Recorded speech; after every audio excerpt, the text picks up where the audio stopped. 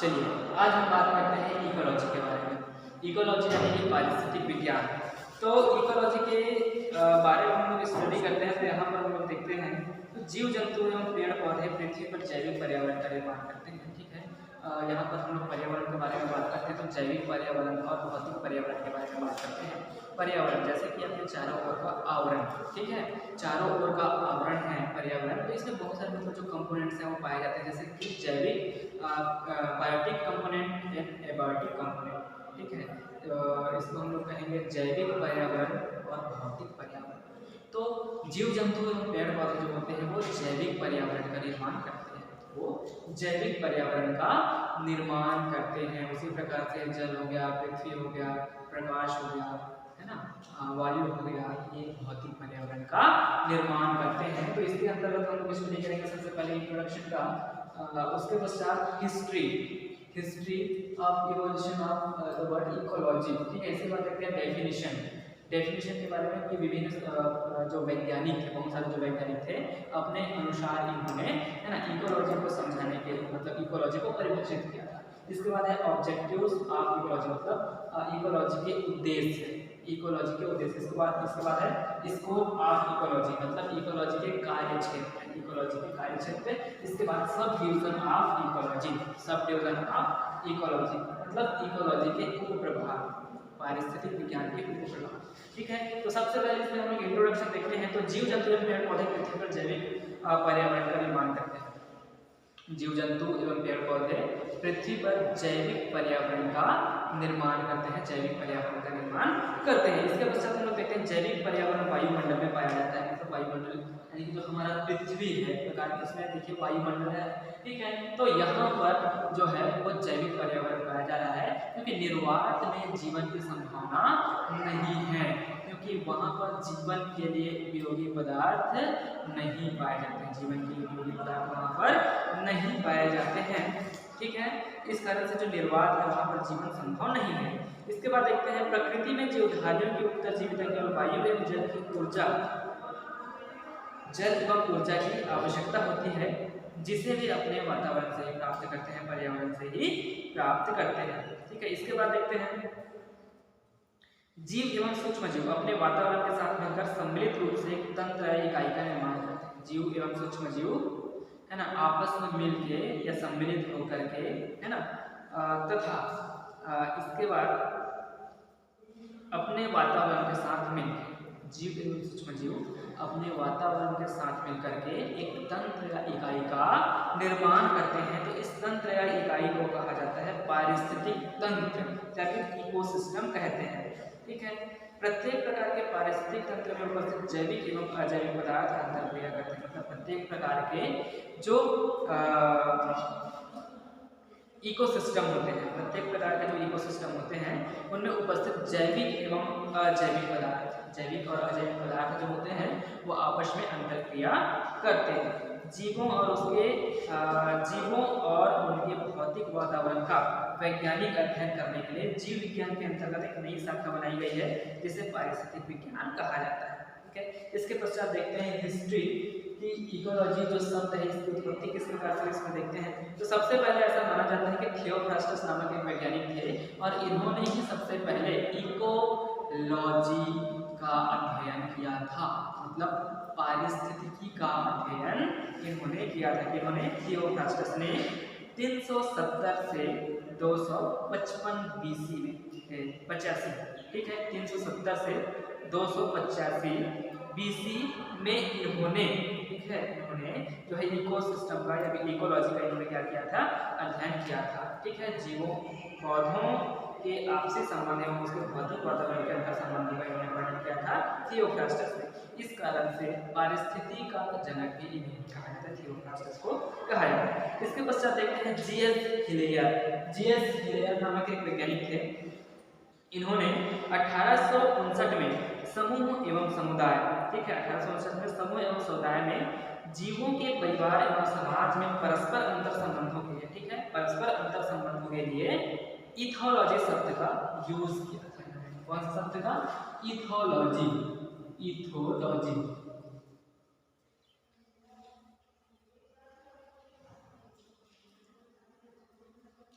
ठीक है।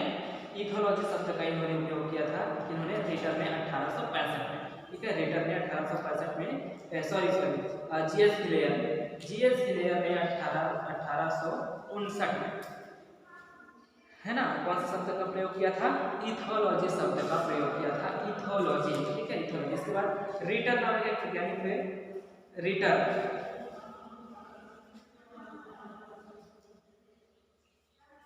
ठीक है। तो रिटर नामक एक वैज्ञानिक थे, तो इन्होंने 1865 ईस्वी में, ठीक है, 1865 ईस्वी में इन्होंने दो ग्रीक शब्द है ना, फर्स्ट है इसमें ओइकोस, ठीक है, ओइकोस का मतलब होता है हाउस, है ना, हाउस मतलब घर। इसके बाद होता है लोगोस, तो लोगोस का मतलब क्या होता है? टू स्टडी, मतलब किसका अध्ययन करना? घर का, है ना, घर का अध्ययन करना क्या कहलाता है? ओइकोलॉजी, ठीक है। लेकिन किसके घर का? तो जीवों के घर का, ठीक है, जीवों के घर का अध्ययन। जीव मतलब पेड़ पौधे और जंतु, ठीक है, पेड़ पौधे और जंतु, तो इनका अध्ययन क्या कहलाता है? ओइकोलॉजी का। इन्होंने रिटर ने क्या कहा? ओइकोलॉजी, दो शब्दों को मिलाया, ओइकोस और लोगोस को, और इन्होंने शब्द दिया क्या? ओइकोलॉजी।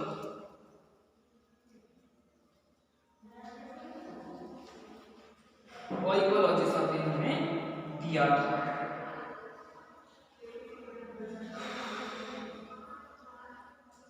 और यही जो ओइकोलॉजी शब्द है ये बाद में परिवर्तित होकर के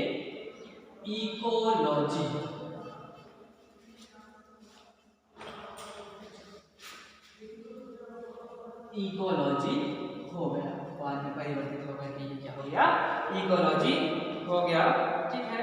इसके बाद देखते हैं अर्नस्ट हीकल नामक एक वैज्ञानिक हुए, इन्होंने इकोलॉजी शब्द का प्रयोग जीवों एवं उनके वातावरण के अंतर संबंधों के लिए किया था। इकोलॉजी शब्द का प्रयोग जो है वो किसके लिए किया था? जीवों एवं उनके वातावरण के अंतर संबंधों के लिए, ठीक है। इसके बाद देखते हैं इकोलॉजी पर सर्वप्रथम कार्य प्रारंभ करने वाले जो वैज्ञानिक थे वो थे जे.ई.बी. वार्मिंग, ठीक है। जे.ई.बी. वार्मिंग ने इकोलॉजी पर सबसे पहले कार्य प्रारंभ किया और इन्होंने एक किताब लिखा 1865 में, ठीक है। 1865 में जे.ई.बी. वार्मिंग नामक जो वैज्ञानिक हुए, इन्होंने पर्यावरण पर सबसे पहले कार्य प्रारंभ, इकोलॉजी पर सबसे पहले कार्य प्रारंभ किया, पारिस्थितिक विज्ञान पर सबसे पहले कार्य प्रारंभ किया, और इन्होंने एक किताब लिखी, किताब का प्रकाशन किया जिसका नाम है ओइकोलॉजी ऑफ प्लांट। क्या है? ओइकोलॉजी ऑफ प्लांट नामक जो बुक है इसका प्रकाशन इन्होंने किया था, ठीक है, जे.ई.बी. वार्मिंग ने। इसके बाद जे.ई.बी. वार्मिंग के कार्यों को आगे बढ़ाने का श्रेय शिम्पर को जाता है, शिम्पर 1898 को जाता है। तो शिम्पर नामक जो वैज्ञानिक थे 1898 में, इन्होंने भी एक किताब लिखी, और जिसका नाम था ओइकोलॉजी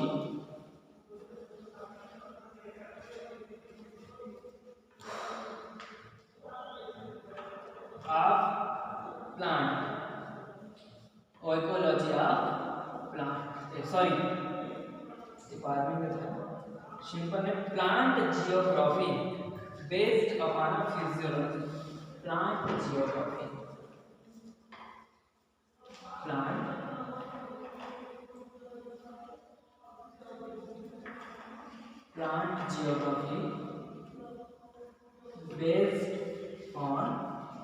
based on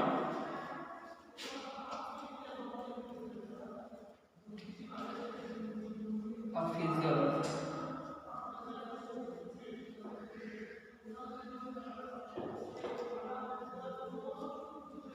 physiology, नामक बुक का इन्होंने क्या किया था? प्रकाशन किया था। इसके बाद देखते हैं डेफिनेशन, ठीक है, डेफिनेशन। तो इसमें सबसे पहले जो वैज्ञानिक थे इन्होंने परिभाषित किया वो थे अर्नस्ट हीकल। तो अर्नस्ट हीकल 1866 के अनुसार पारिस्थितिक विज्ञान जीवधारियों एवं उसके ऑर्गेनिक एंड इनऑर्गेनिक, यानी कि कार्बनिक एवं अकार्बनिक, है ना, पर्यावरण के मध्य उपस्थित समस्त पारस्परिक संबंधों का क्या है, अध्ययन है, ऐसा अर्नस्ट हीकल ने 1866 में बताया।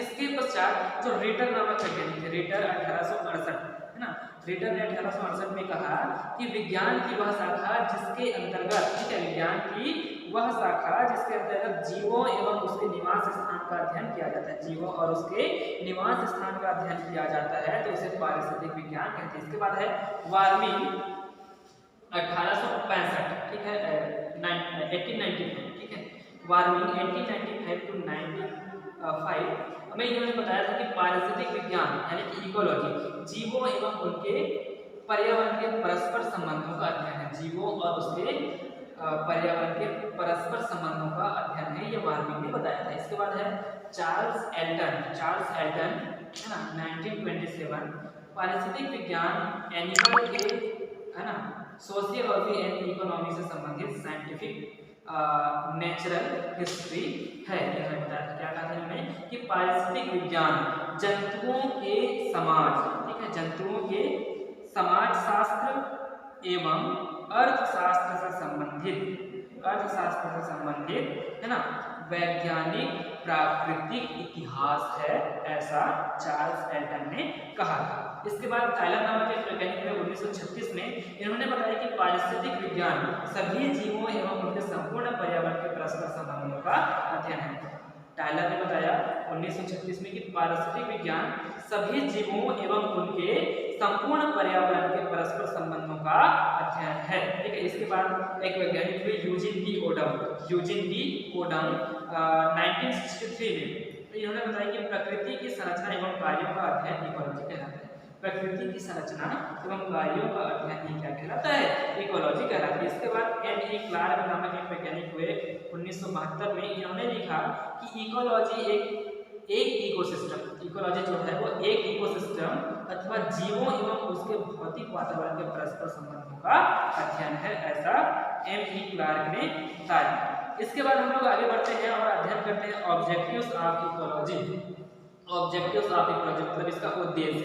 तो हम लोग जानते हैं कि पारिस्थितिकी के अंतर्गत भौतिक एवं जैविक पर्यावरण इसके अंतर्गत आता है। पारिस्थितिकी के अंतर्गत भौतिक पर्यावरण और जैविक पर्यावरण का अध्ययन किया जाता है तथा इसका क्षेत्र जो है वो अत्यंत विस्तृत होता है ना। जैसे कि जो फिजिक्स हो गया, जियोग्राफी, केमिस्ट्री, है ना, जियोलॉजी या स्टैटिक्स, ठीक है। तो ये जो सब्जेक्ट्स हैं, ये वे विज्ञान हैं जो कि भौतिक वातावरण को समझाने में सहायक है, ठीक है। ये जो विज्ञान होते हैं इसको समझाने में सहायक हैं, तो ये भौतिक वातावरण को समझाने में सहायक है। उसी प्रकार से पारिस्थितिकी के अध्ययन के लिए मार्फोलॉजी एंड टैक्सोनॉमी का ज्ञान होना भी आवश्यक होता है। मार्फोलॉजी का अर्थ होता है बाह्य आकारिकी, ठीक है, बाह्य आकारिकी किसी भी जीव या जंतु, किसी भी जीव का या फिर जंतु का जो बॉडी होता है, जो शरीर होता है, उसके बाह्य शरीर की संरचना का अध्ययन करना ही मार्फोलॉजी कहलाता है। उसके बाद है टैक्सोनॉमी। प्रकृति में बहुत सारे वृक्ष पाए जाते हैं, जीव पाए जाते हैं, सूक्ष्म जीव पाए जाते हैं और जंतु भी बहुत सारे पाए जाते हैं। तो प्रत्येक का एक विशिष्ट नाम होता है, प्रत्येक का एक विशिष्ट नाम होता है जिसको संपूर्ण विश्व में उस नाम से पहचाना जाता है, तो वो वैज्ञानिक नाम होता है। तो वैज्ञानिकों के द्वारा, है ना, प्रत्येक जीव को एक विशेष नाम के द्वारा चिन्हांकित किया गया है। तो जीवों के नाम रखने की जो प्रणाली है उसको एक साथ टैक्सोनॉमी कहा जाता है।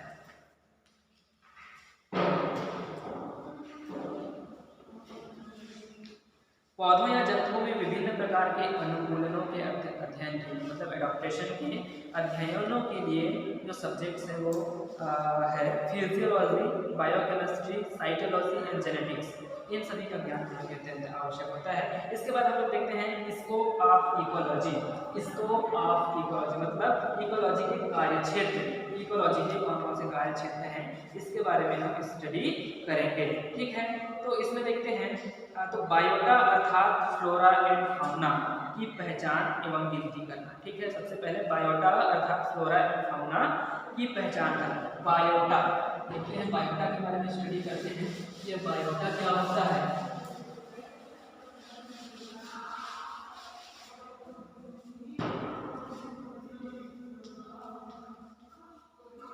चलिए, बायोटा का अर्थ यहाँ पर कहा गया है फ्लोरा एंड फाउना, ठीक है, फ्लोरा एंड फाउना। तो फ्लोरा का मतलब होता है प्लांट और फाउना का अर्थ होता है एनिमल, ठीक है, फ्लोरा एंड फाउना। तो यहाँ पर बायोटा के अंतर्गत क्या क्या है, फ्लोरा और फाउना। तो इन्हीं दोनों चीजों को, फ्लोरा और फाउना अर्थात प्लांट और एनिमल को मिलाकर के एक साथ कहा जाता है बायोटा, ठीक है। बायोटा में कहेंगे फ्लोरा और फाउना अर्थात प्लांट्स एंड एनिमल, प्लांट्स और एनिमल को जब हम मिलाकर कहेंगे तो उसको एक साथ में कहेंगे बायोटा, बायोटा इसको हम लोग कहते हैं, ठीक है। तो बायोटा अर्थात फ्लोरा एंड फाउना की पहचान एवं इसकी गिनती करना इकोलॉजी का एक उद्देश्य है, ठीक है। इसके आगे देखते हैं, वन, मृदा, समुद्र एवं प्राकृतिक समुदायों के अंतर संबंधों का अध्ययन इकोलॉजी के अध्ययन के द्वारा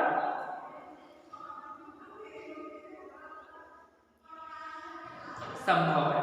इसके बाद देखते हैं एग्रीकल्चर, बायोलॉजिकल सर्वे, ठीक है, insect control, forestry and fisheries आदि क्षेत्रों में इकोलॉजी व्यावहारिक रूप से उपयोगी सिद्ध होता है, ठीक है। इसके बाद देखते हैं सॉइल कंजर्वेशन मतलब मृदा का बचाव, इसके बाद है फॉरेस्ट कंजर्वेशन, है ना, वन का संरक्षण, वाइल्ड लाइफ कंजर्वेशन मतलब जंगली जीवों का संरक्षण। ये इकोलॉजी महत्वपूर्ण भूमिका इसके अंदर निभाता है। आगे की स्टडी करेंगे।